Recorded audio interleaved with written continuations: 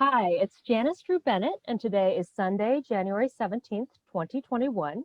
And I am so excited to bring guest speaker Mark Herschberg into this recording for YouTube and for the blog. Mark is the author of the Career Toolkit, and he's been a longtime connection and friend. I'm really excited to have this conversation with him. And a couple of the things we'll be discussing is how we met, some of the topics that he covers in his book, such as networking, our career paths, and how to map that out, cultural fit and diversity at companies, as well as personality differences, leadership influence management, and writing a book. So Mark, let's jump right in and start with talking about how we first met. And I know you might not remember 100%, but let's hear your thoughts, and I'd be happy to share mine as well. So I was trying to remember this the other day, and I remember being an advisor to your company. That's kind of how we first started interacting. But the way we first met, I'm thinking it was some event, and I can't remember what that event was. So I'm going to jump in and say we did go to an event together pretty recently. I think it was 2018 or 2019, where I had invited you to that event and we met there. But if I go back and look at all the breadcrumbs from how I meet people, the way I do that is often looking through LinkedIn, because I've developed a lot of connections on LinkedIn. And every time I meet someone, I usually invite them to connect on LinkedIn. And I put a little note there saying, hey, this is how we met. I had actually reached out to using LinkedIn with InMail back in February of 2015. So I found that message I sent you by InMail, and I had said, my startup is looking for a CTO. I had seen you were a CTO at the time, and we're also putting together a board of advisors. And I had read your profile, and it said, don't cold outreach to me unless you have blah. So I actually referred to that, and I also said you could also talk to the marketing guy at the time, and and you're like, oh, I'm glad you read my profile, email me and let's actually meet. And so that actually did turn into an in-person event meeting where I put together, and I had done this for almost everyone in that room, where we were going to evaluate a tech company for developing some software for Inkwai, which was a startup I had started back in 2011. And so I brought in these two presenters and put together a board of advisors to give me feedback on whether or not that team would be a good tech team to build out what we were trying to build for Inkwai. And I remember at the time, most of the board said, no, don't work with these guys. So so we actually took the advice, but we put together a little mini dinner, and there were about, I think, 20, 30 people in the room, which was really just the tip in terms of networking is if you reach out and you bring people together and you have an event, I think that's a great way to initially meet. And then I think we've stayed in touch. Like when I moved to Rhode Island, I had met you in New York when I was living in New Jersey. And then when I moved to Rhode Island, I sent you a message saying, hey, I'm doing this event. And then, when I went back to New York to do an event, I invited you and gave you a VIP ticket to join. So these are all things of how do you stay in touch with someone? So it's been 6 years now almost since we first met, and now you've written a book, and we've both had changes in our careers. So I think it's really exciting to have this conversation with you at this time of your book launch.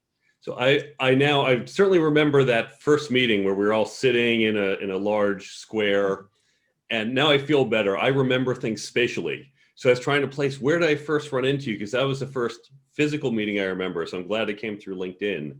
And you've done two things in that. That's such a great example. The first is that when you do connect with someone the first time online, and it might be in your case who is reaching out, or sometimes you might meet someone in person, right? If we did meet at an event and you send that follow-up email, putting that information in there, putting in, it was great meeting you at this event last week or last night. It helps give that context. So when you do 6 years later, try to say, how do I know this person?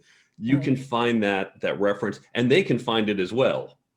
Right. And the second thing you did, this is what my friend Olivia Fox-Caban, who wrote The Charisma Myth, which is a fantastic book, which she recommends, great networking technique. Whenever you're part of an organization, there are two kind of subcommittees. It doesn't have to be a formal committee, but two things to think about, which is how you reach out to people, which is either membership committee or awards committee, right? And these are the ones that reach out and say, we need to engage other people. Now, you were in some organization, this was your company, but you were reaching out to engage with the company. And so it's a very concrete, hey, let's do this, as opposed to, I just like to get to know you. Yeah, So, and I remember another person who was at that, Joan Kuhl. She's, I think, written a book, and also she had mentioned to me she put together a personal board of advisors. So I feel like that concept of reaching out to people who you can help and who can help you, and it really creates value over time if you stay in touch and find the right people to connect with. yes. And the other thing, so it's interesting you talked about, you reached out to me for a CTO role. And so I get lots of inbound messages. Some of them are just utter spam, which is why I have that. I might get some recruiter who says, oh, look, you used this technology 15 years ago. Want to be some junior developer in this technology? And what they're saying is, I didn't respect you enough to even read through your profile, right? I don't want to waste my time. I'd rather waste yours figuring out if this is worthwhile. And that's why I've had to put that in. But what the other thing that happened there when I met you is it wasn't right for the CTO position, but the advisory board position. And I've done that in a number of cases. I'm going to say more broadly, I look at interviewing as an opportunity to build a network. And so when you go out and you meet someone, even if it's not going to be the exact fit today, if someone seems like an interesting person or an interesting company, what's worth exploring, because jobs are short, careers are long. And so it gives you a chance to start to build that relationship for the long term. I absolutely agree with that. I think interviewing for positions, you build relationships. And sometimes you might interview for something and it might be like, oh, I don't think I'll ever talk to this person again. But in some cases, I've interviewed for positions and it's turned into consulting projects or other, relationships that are mentorship related or advisory related that aren't that specific job. If that job isn't a good fit, the interview can often still lead to other great things. So absolutely, I agree with your concept in your book about how you're always interviewing. I'll share a story. Years ago, someone, I think I was looking on Craigslist for startups, because years ago, that was a good place to find startups. And I saw one, I said, hey, I see you're looking for software developers. I'm a CTO, just wondering if you have more senior level roles you're looking for. And so they write back and kind of say, oh yeah, tell us about your programming because we're hiring engineers. Like, no, again, I'm not trying to be a software engineer, senior role. And they kind of said, oh, well, we have a co-founder doing it. But I said, well, how about, let's just have a discussion. Maybe you could use an advisor, right? So they weren't looking for that, but I talked my way into it, or at least to the meeting. And we met, I said, wow, you've got a great background. Yes, please be on our advisory board. And so I was on the advisory board. There I got to meet some of the investors. Later when the company, and I built up relationships with the investors just as these are interesting people. As someone who does startups, I should know lots of investors. And later when the company ran into some trouble, the investors called me and asked me to come on board as the acting COO, and then more trouble, and I became the acting CEO. So I always joke, I found a CEO position off of Craigslist, right? And I wasn't looking for the job, they weren't looking for it, but by keeping yourself open to these possibilities, you can generate opportunity. Yeah, and speaking of like Craigslist as a way that's not common or not thought of to land a high level position, I think right now there's a lot of new technologies coming out too that are allowing us to connect. And I just invited you to Clubhouse, and that's been a really interesting place to meet new people, make connections, hear advice in real time. So I really encourage people to check out Clubhouse if they can get an invite and go in and listen to some of the topics that are being discussed. And I've been developing relationships off of Clubhouse to talk about, sales and business development, or even just, mentorship or other types of relationships. So it's always good to kind of keep an eye out on what's trending and what are the different ways that you could meet people that aren't traditional, especially during COVID when we can't meet people as often or in person as we would in the past with mingling and networking at different, bars or whatever, wherever people, that was 20 years ago.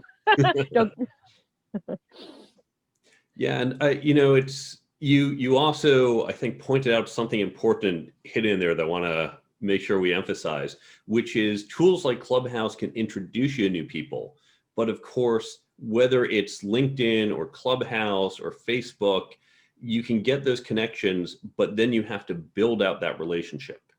And ideally, some of that happens in person. It's a little hard right now, but you can even do just phone calls or one-on-one, even if it's not physically in person.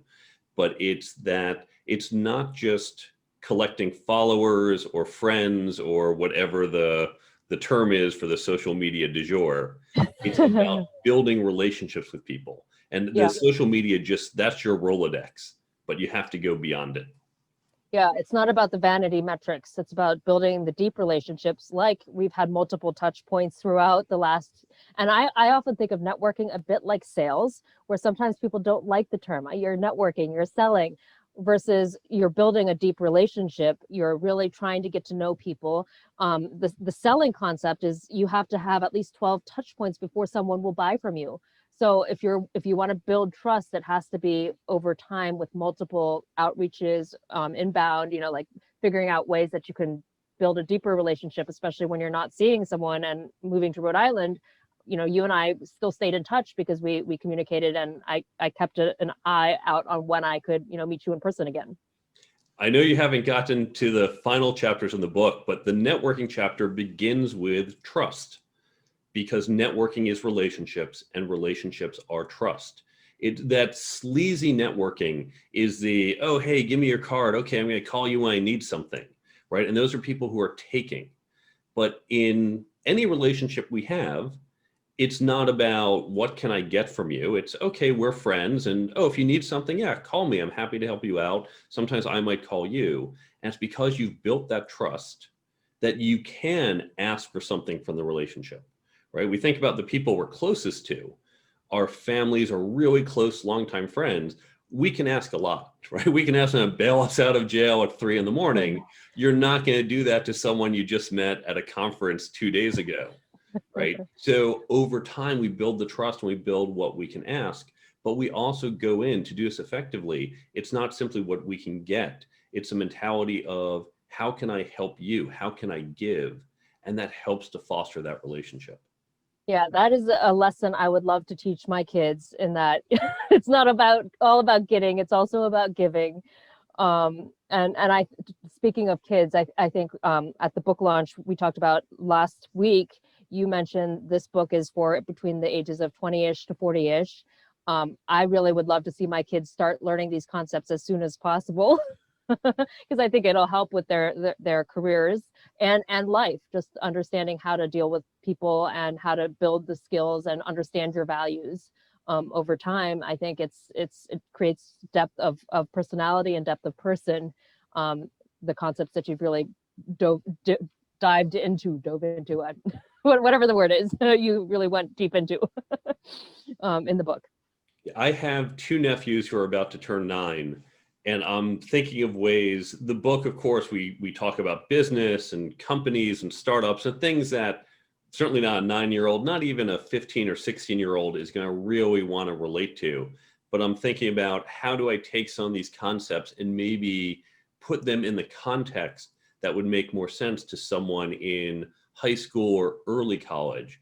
Of course, as you said, it's about, we target 20 to 40. And I've had lots of people in their 40s and 50s, even 60s say, wow, yes, this is helpful. I wish I knew this earlier. And college students as well, but usually freshmen and sophomores aren't as focused on where their career is going. They're just trying to get through a semester. But perhaps creating content that's more geared towards that group, but the concepts are the same. Yeah, and it's interesting, you mentioned high school, and back in high school, and you also mentioned this book in the book launch, What Color is Your Parachute? And I remember picking that up at my high school library and reading it from, front cover to back cover, and I just loved it because I was really thinking, I think since the beginning of my, early, exploring what's the right job for me, what's the right work for me. I think it started early for me wanting to know that. Another book that I read early on in my career is called Career Match, which talks about the color key personalities by Shoya Ziki. I think that's how you pronounce her name. And I've actually partnered with her because I just became a huge fan of the different personalities. And my personality is green, red, based on her color coding. Green meaning I'm really people focused, and red meaning I'm very action oriented. And then the other colors are blue and gold, which are more analytical and more organized. So you're usually either a green or a blue in her book. So more people focused or more numbers focused. And then you're either a gold or a red, and it could be 51, 50%, or it could be 80-20, but you're either more organized or more action oriented. And I'm very red, so at times I can be super messy. But that's kind of understanding people have different personalities, and that matched it to careers. So my color, green, red, extrovert, mapped well to a marketing career.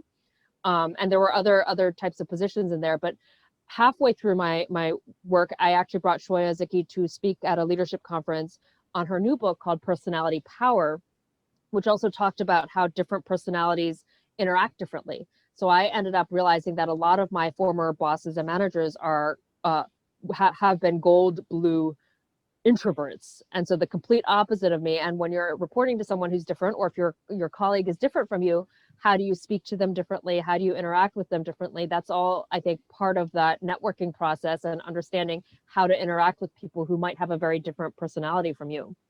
What are your thoughts on that?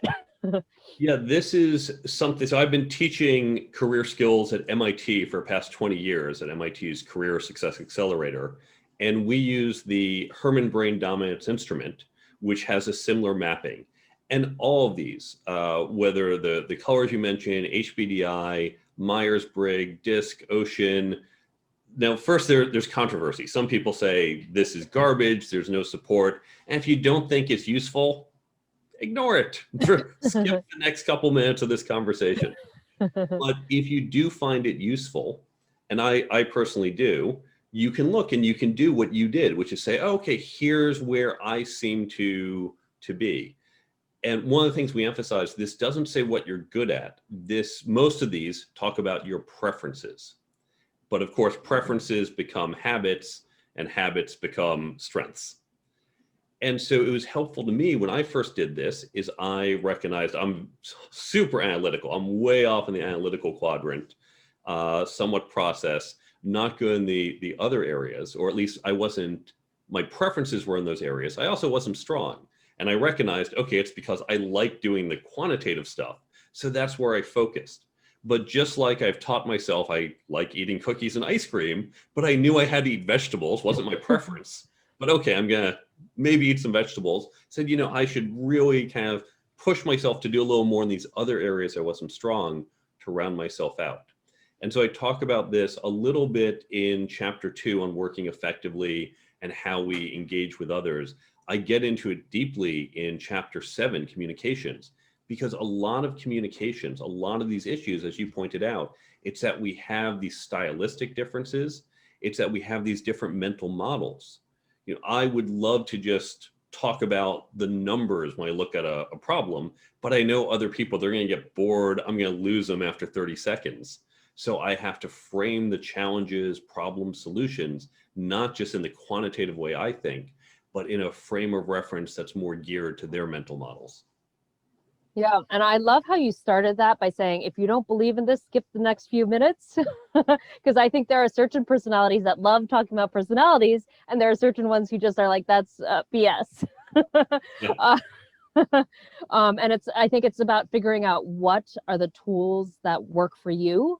And what are your preferences, and you don't have to necessarily believe in personalities, but I do think there are patterns that you can recognize in how certain people behave, and by understanding those patterns and responding to behaviors and different perspectives, that can help accelerate your career or help you be able to navigate the path forward. You're taking the words right out of my mouth, talking about career tools, career paths. Yes, this is what I love talking about. Yeah, and I love your Career Toolkit app as well, which allows you to swipe and kind of ask yourself questions regularly about your career and kind of help keep it at the top of your mind. And I also love how you said it's about, what are your preferences as they turn into habits, as they turn into skills, and how do you develop other habits and skills that might support you. And, a lot of times we focus on our strengths, with the Strengths Finders assessment as well. And at the same time, some of the things that we're not as strong at, if we can improve those skills. I loved that math example that you gave, where with the rectangle, if you added one side, like the automatic thing in my head, and I'm not analytical, it was the wrong answer. Like where if you really want to expand your skills, you want to exponentially, you want to increase the short side, not the long side. We So should probably give that example to the listeners. So okay. the very basic example using 6th grade math, and this is the only math I put in the book because I wanted to do more, but I knew that's my preference, not the reader's preference. So think back to 6th grade. You've got a rectangle that's 4 by 10, and you have to increase one of the sides by 2 units to maximize the area. Okay, so which side you increase? And the answer is to increase the short side.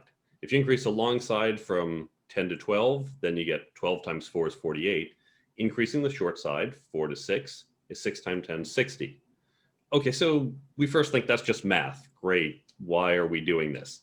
But conceptually, if you think about how this works, when we increase that short side, what we're doing is we are taking that increase and amplifying it by that longer side, right? So every unit increase in the short side gets amplified by that much bigger side. And that's how we think of our skills. We all have long sides. It might be marketing, it might be chemistry, it might be public speaking, or just good with people. Those are our strengths. And then we have our short sides. And we all tend to focus on our long sides, right? Especially I think about tech, which is my field. We have to continually invest in learning new technologies, right? Because there's always something new coming out. I can't keep writing in COBOL. I'd be way displaced, right? So we've learned new technologies. But if you think about all the time I put into that, I get marginal returns. And so if we just took a little bit of time, if instead of increasing that long side from 10 to 20, I increase it 10 to 18 and put a little effort in that short side, I'm going to better amplify my returns. And so working on the skills that we talk about there or other skills are going to really help you be stronger and emphasize the skills that you have to be more effective. Yeah, and I'm like the opposite, where numbers are not my preference, even though I know they're important. And so I've been setting aside more time to look at financials and numbers and really understand that, because I can go out and talk all day, but if dollars aren't coming in and they're not going out, then it's not worth it. So like trying to find that short side and building it, or finding other people to help build it. I think that's always an option as well, is building that network that can help support your short side. Absolutely. This is how Keith Ferrazzi, who wrote a great book, Never Eat Alone, he thinks of his network as this is an extension of me. The same way we think of our cell phones as, I don't have to remember this because my cell phone can look it up. My cell phone can do it for me. That's how he thinks of his whole network. Whenever he has a problem, someone in his network can go find that solution.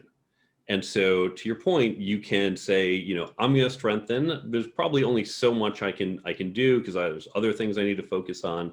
But if you diversify your network as well, so in my case, I don't just have other engineers who think like me, who have connections to other tech companies.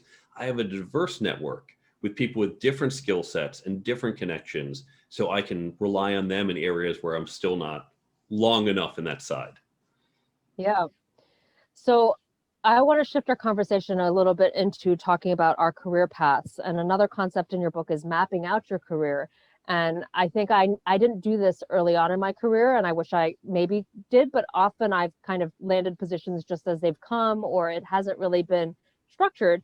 And recently I did an action map, which I did a 30-year plan of where I'd like to be in 30 years, included writing a book somewhere in there possibly. But I've always heard if you write it down, you'll more likely do it. And so would love to hear like when you created a map for yourself, or like what your career path has looked like, how much of it has been coincidental or, fallen in your lap versus how much of it has been structured and part of an overall plan. So I kind of began the concept back in college because I had 2 majors, a minor and a master's, and trying to fit it all in, plus the general requirements, and some classes were only taught in the fall and these were prereqs. So I had to map out multiple semesters in advance. So each semester I'd say, okay, what am I taking for next 4 years? More with a graduate program. And then I'd revise it because I'd show up on registration day and discover oh, the teacher decided not to teach it, or these classes are in conflict. So I created this plan, but I'd have to every semester revise it. Now, when I began my career, I didn't naturally do that. I would say really came about when I was in a company and I had been there for roughly 2 years when the founders had a falling out, which if you do startups, it's actually far more common than you'd think. And so the CTO I was working for said, well, this is my last day. I'm starting a new company. These guys are coming with me. You should too. And the other co-founders were saying, hey, they're leaving, but some are staying and we'd love for you to stay. And I had a choice. I didn't have a choice before. I'd looked at some jobs. I picked one. I'd been here now a couple of years. I thought, well, I need to figure out how to make this choice. How do I know what's right for me? And so I started to think about what I wanted. And then, of course, I realized I had more than two choices. There were actually many other companies as well. And I should really think about what is the evaluation metric for what job is right, and then compare these jobs and others with it. And so at that point, I started thinking, where do I want to go? What do I want to do? And I started thinking longer term, the types of problems I was interested in, the roles that align to those types of problems, the skills that I had, the skills that I needed. And so I started to map this out. And of course, in the book, we show both visually and in the prose how you can create that plan, starting from what's your long-term goal, where you want to get to, and then you create a plan that you can back down to where you are today and what those steps are. But as you point out, no plan ever works out exactly how we expected from the start, and that's fine. And just as every semester I had to go and rejigger my plan, any career plan you create should, first, it's going to be a little more concrete, nearer, a little vaguer further out, but then on a regular basis, whether it's once a year, maybe quarterly, whatever you're comfortable with, you want to revise that plan. You want to get input from other people. You want to check what have you accomplished, what haven't you, is it still the goal that you want, and do these shifts. I love that. And that reminds me back to my freshman year of college at Princeton, where I put up on the wall this giant, I mapped out every course I wanted to do, covered up an entire wall with 8x11 sheets. And it showed all the courses I wanted to take for all 4 years. And it was way overloaded. So I felt like I was taking 6 courses in one semester and I was just burning out. And so I had to change it and drop 2 classes because it just wasn't working. So even if you have a vision, once you start working on it, you'll realize, does it work, or should it take longer, or should I completely change it or scrap it? Or like you said, has my goal changed? If I wanted to be president of the United States and then I see what it's really like to be that, maybe I don't want to be POTUS, right? So everything, shifts over time, and reevaluating it regularly is a great idea. I do think having that 30-year action map is really helpful for me to think about making decisions as I get asked to do things, or as I'm making choices throughout my career. Does it help me get closer to that end goal? So even if it's not an exact point that I've mapped out and it's coming to me, I can potentially make a decision with a yes or a no based on, is it going to move me closer to that larger goal? Is that still my larger goal, or is it going to move me toward another goal that I didn't even think about because of the direction it might take me? And that's key. Some people think, well, I don't know what job I want 20 years from now. And that's fine. Some people do. Not everyone does. And even if you say, I want to be maybe senior level, I want something that's engaging lots of other people, maybe working with customers. It doesn't have to be a title. It can just be, here are some of the activities I want to be doing. I want to manage lots of people or not. I want to be an individual contributor. I want to be customer facing or not.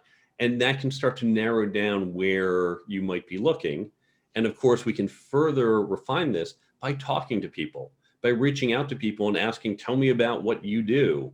What do you like? What don't you like? And gain further clarification. And of course, it was Eisenhower who said, plans are worthless, but planning is everything. So that's how we know. We create these maps that are way more complicated, like the one on your wall, and say, okay, maybe this isn't going to work, but that whole process got you thinking about it. And that was the real value. I love that. The plans are worthless, but the planning is everything. I also like the thought about yes, there's this big vision, but you also have to think about where you are now and what really appeals to you. And what I found is can be helpful for my team members that I've given advice to is one, mapping out your time and seeing where are you enjoying what you're doing and where are you not enjoying it as one step to assess yourself.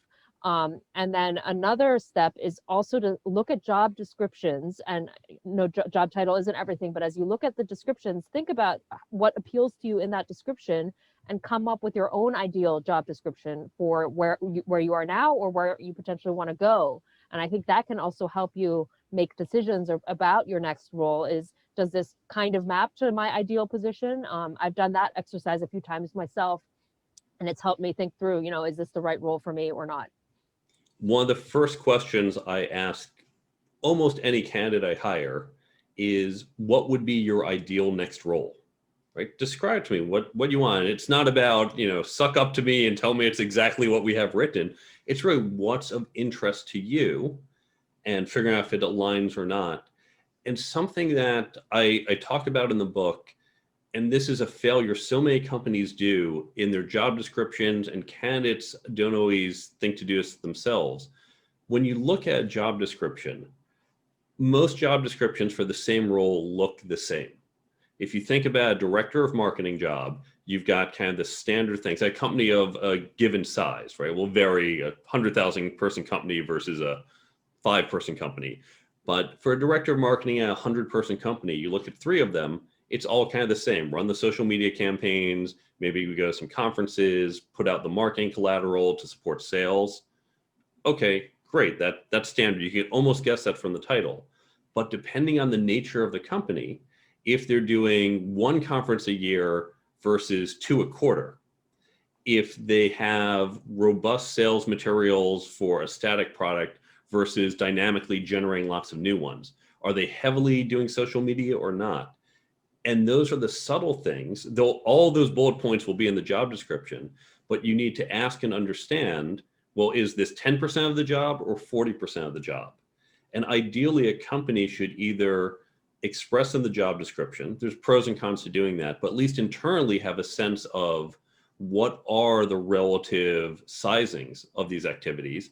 And as a candidate, you should be asking, what are those sizings, and make sure it aligns to what you want to do. Because if social media is what you really enjoy and it's only 10% of the job, might not be a great fit. That's a great piece of advice to really assess what the company's what the breakdown is of the activities and how that maps to your interests and passions.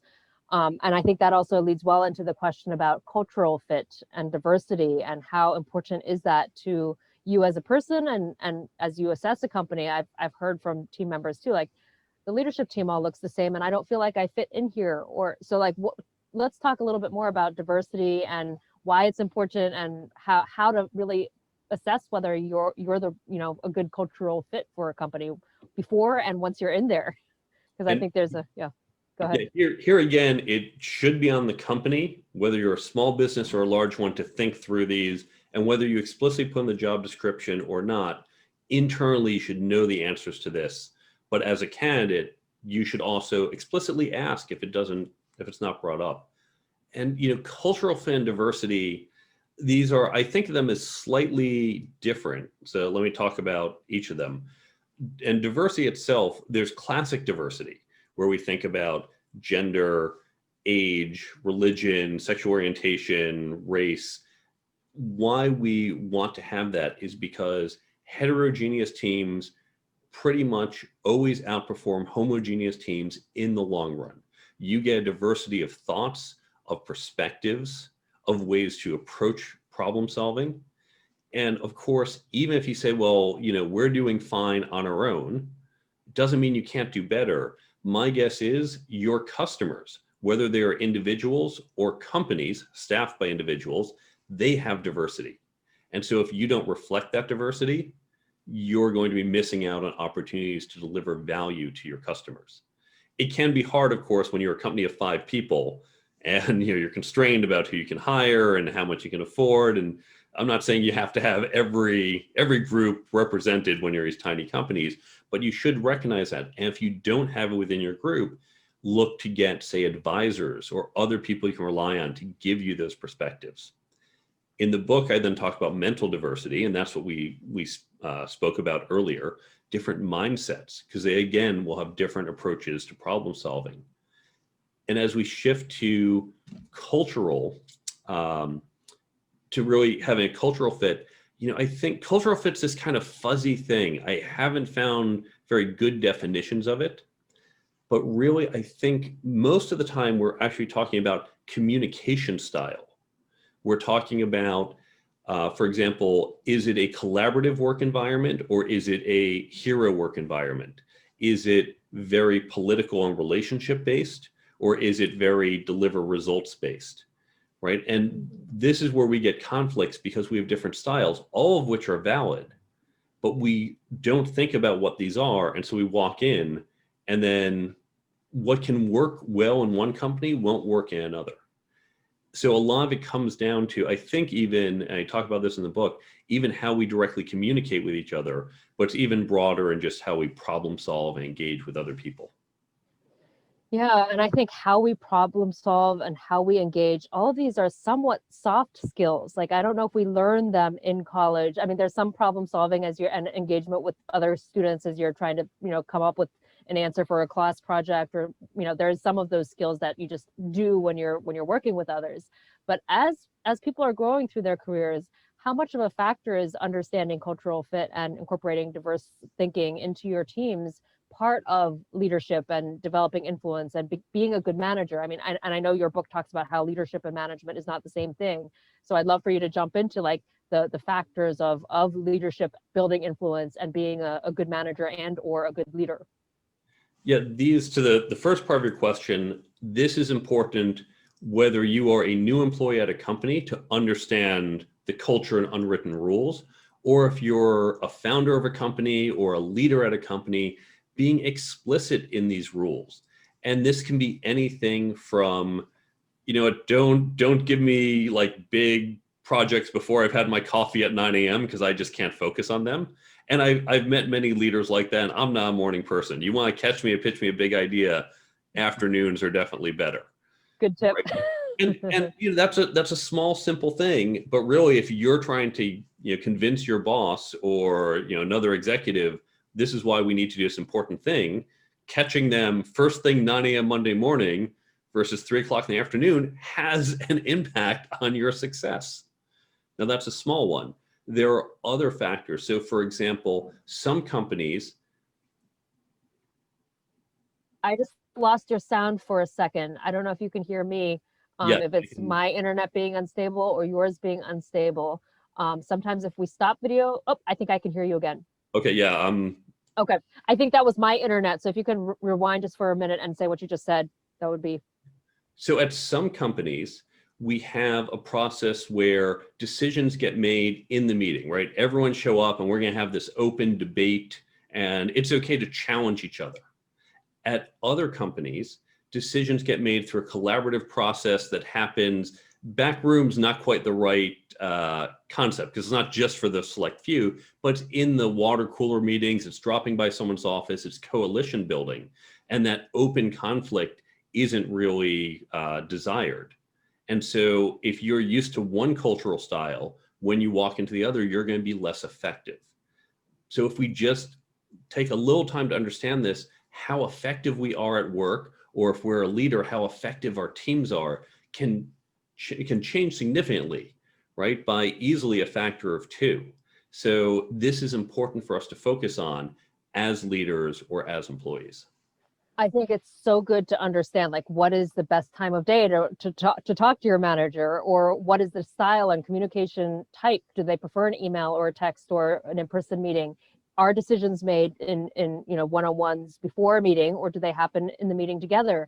And that's also something I think, as you think about differences in gender in particular, I've read that women often don't realize that the men are meeting one-on-one before meeting. They've already come to a decision when they get to the meeting.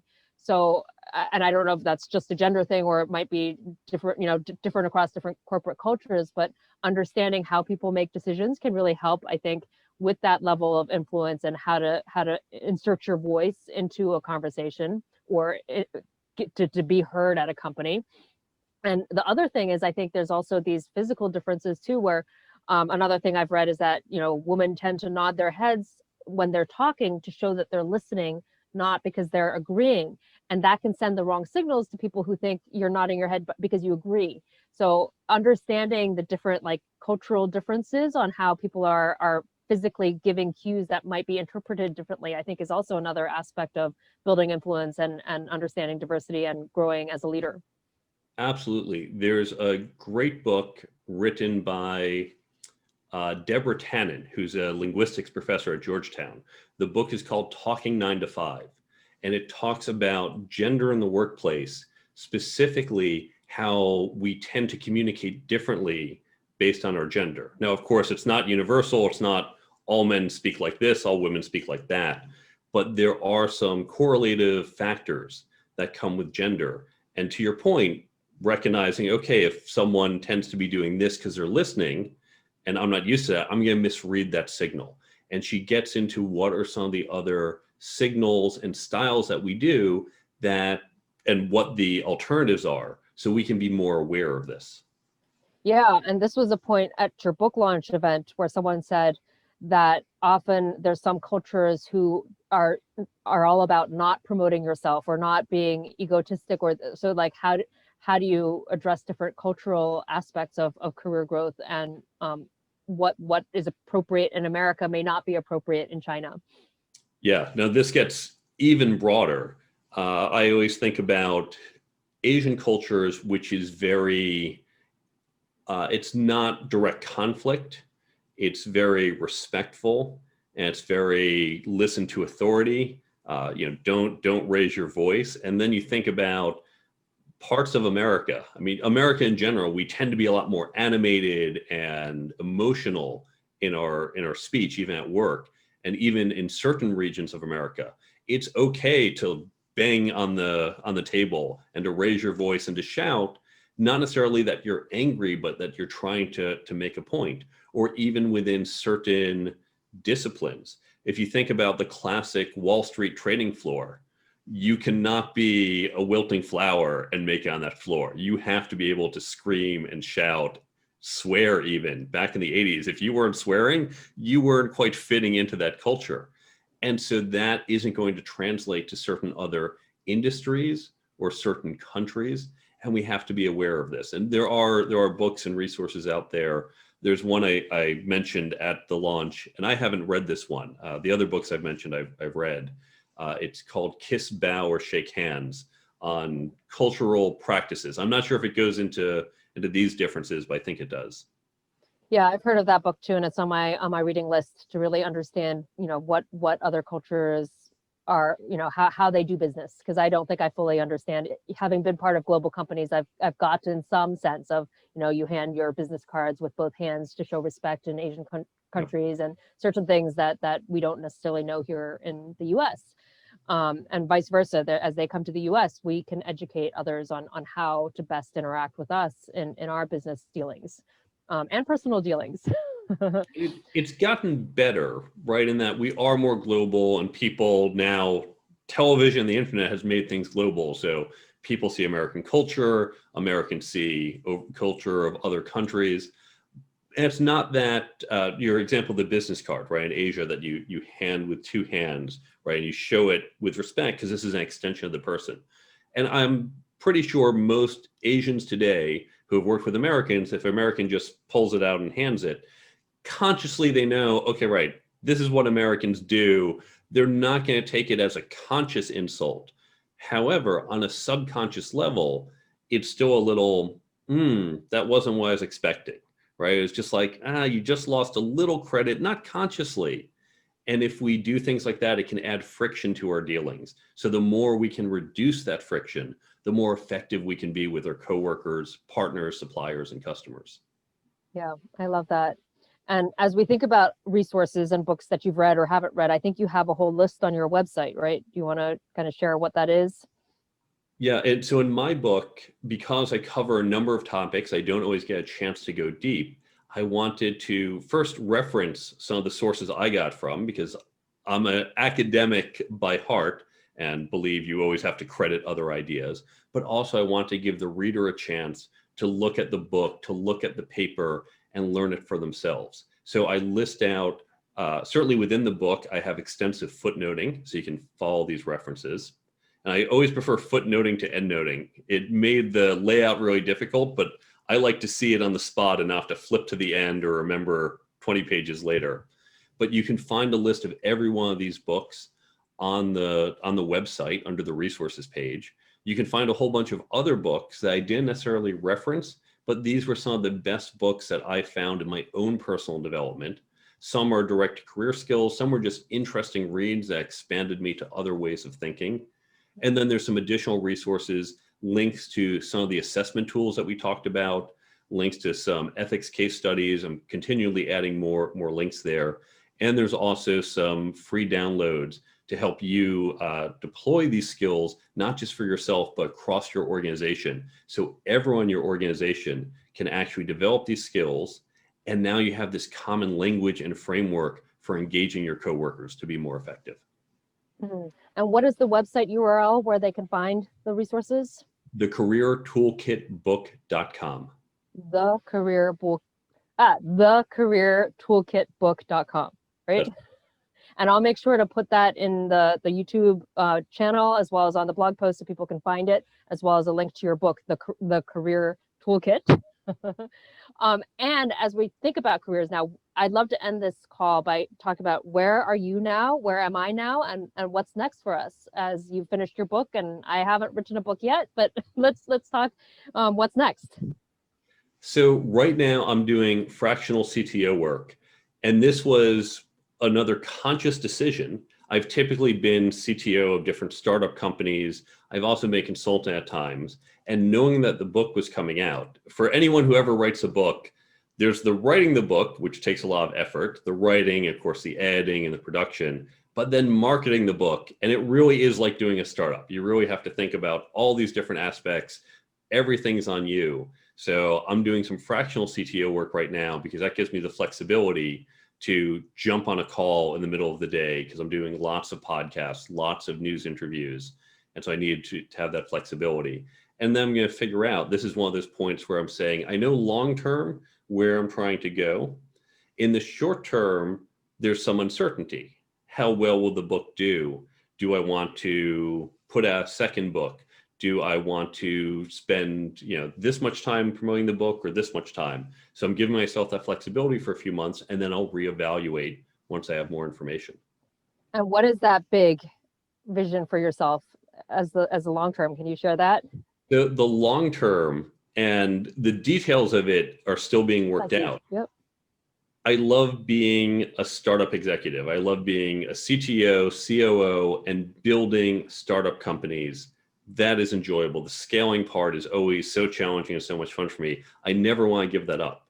At the same time, the skills I talk about in the book, I've been teaching these at MIT for 20 years, at other universities, in nonprofits, and mentoring I've done.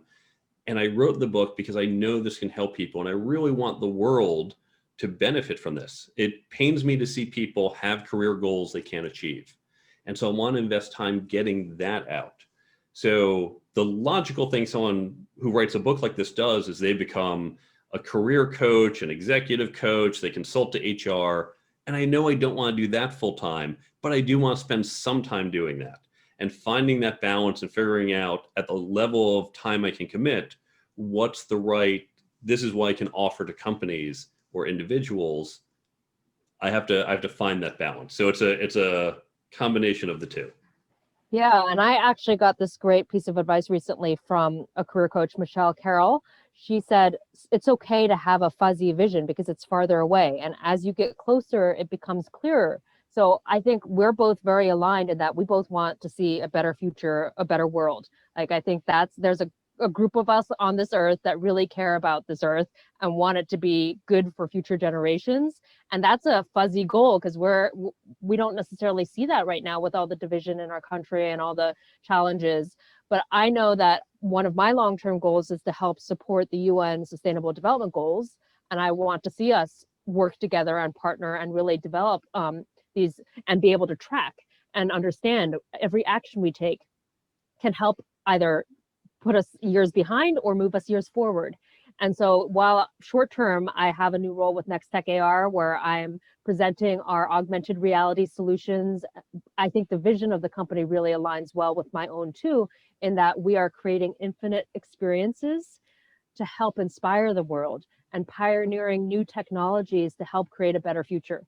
And that, I think, is that long-term vision. And then the short-term vision is successfully sharing these new technologies in ways that can inspire the world and can help us, build a better future. So that's what's next for me, hopefully, and for us. And really, really happy you joined me here, Mark. It's been a pleasure. Thank you for having me. Thank you.